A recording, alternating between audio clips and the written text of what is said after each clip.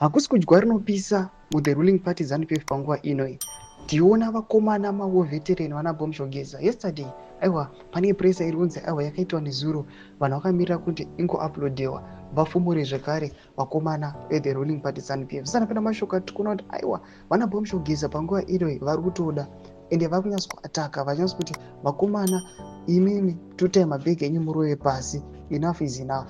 Pamakatora pakakwana, don't forget to subscribe or like or turn the bell. Kuti pina pano HSTV, tukona this headline of the change. Blessed Geza speaks. We are now delivering the final push.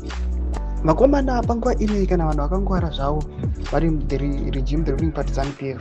Vakomana vari kuedge vachinzi aiwa, now they must put their house in order.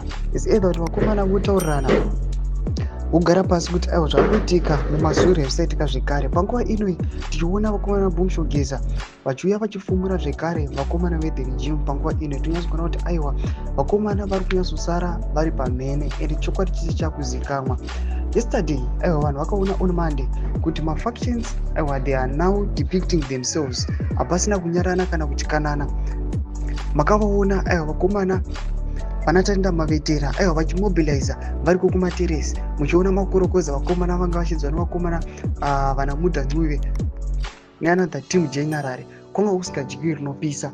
But now tichinzwa vakomana vana Bomushongeza vachiti they are now delivering the final push.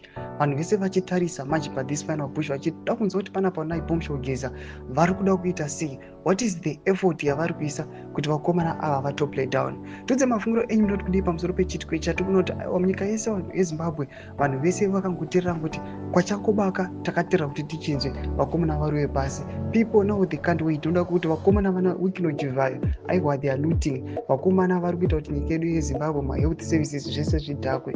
Tudze mafungiro enyu muri kudii pamusoro pechitiko ichi. Pina comment section medu, musana subscribe or like, turn on the bell icon.